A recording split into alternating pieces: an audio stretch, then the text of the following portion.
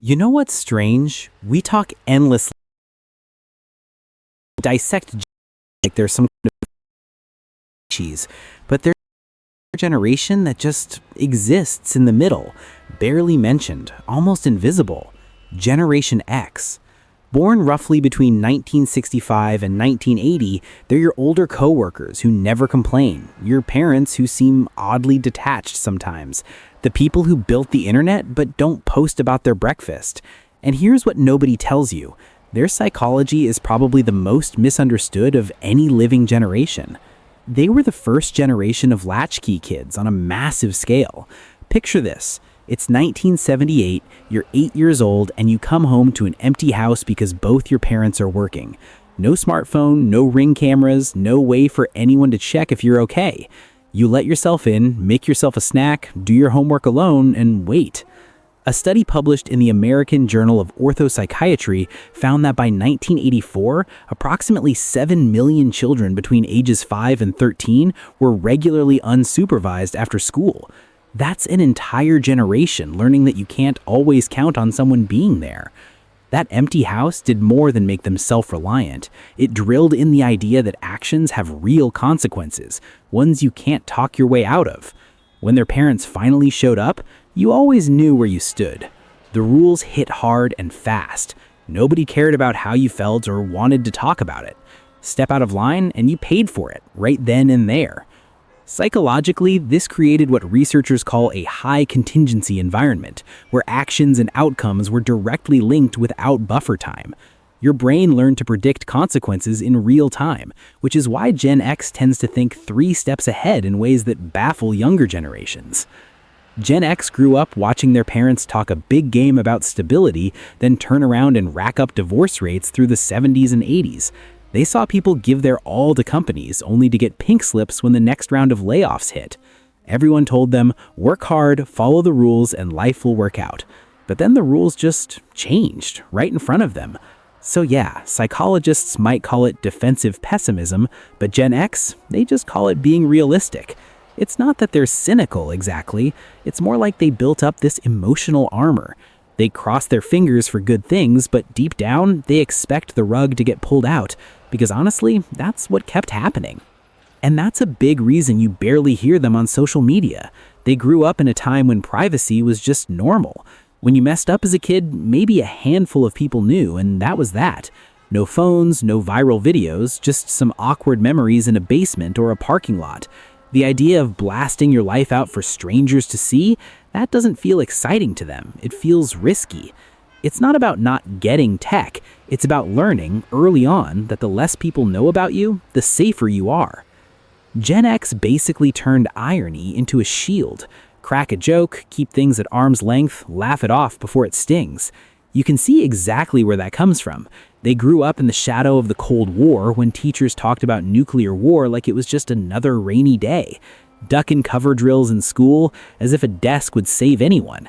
When adults act like everything's about to go up in smoke but also insist you shouldn't worry, you get used to holding 2 clashing ideas at once, and you learn to keep a little distance just in case.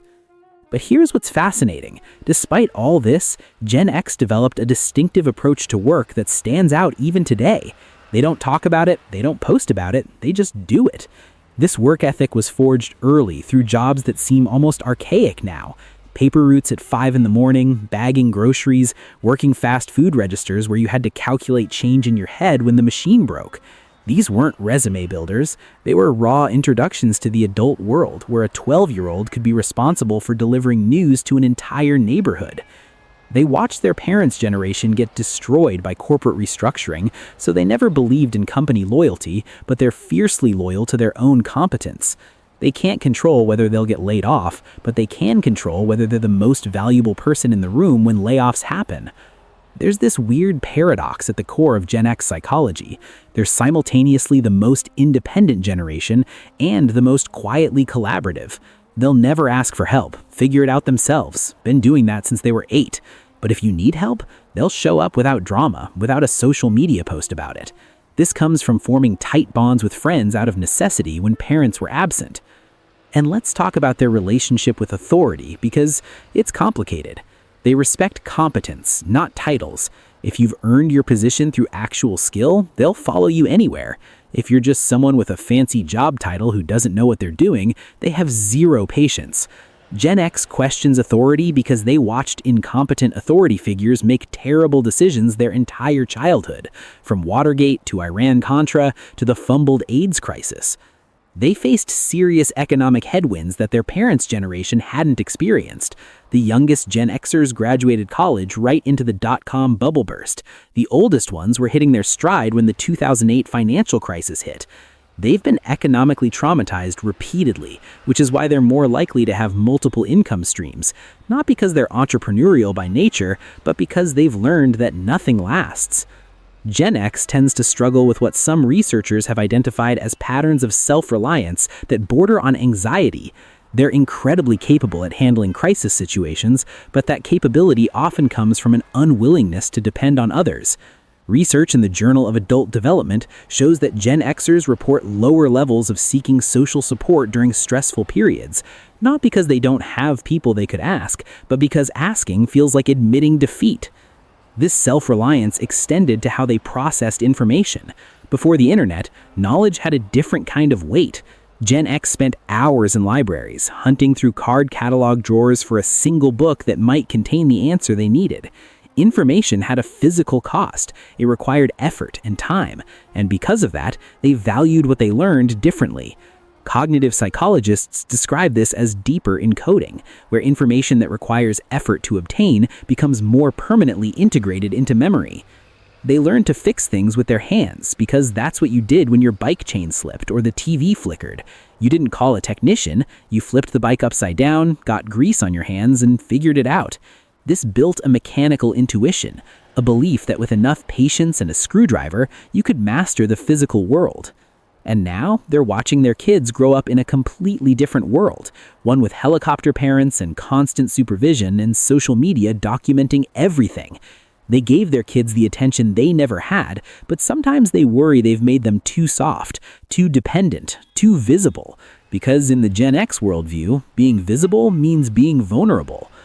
The truth is, Generation X might be the last generation that truly understands what it means to be alone with your thoughts, to be bored, to solve problems without Googling the answer.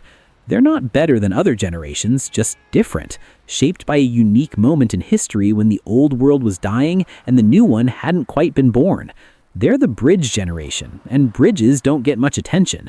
They're just there, doing the work, holding things together, expecting nothing in return. And maybe that's the most Gen X thing of all, not caring if anyone notices.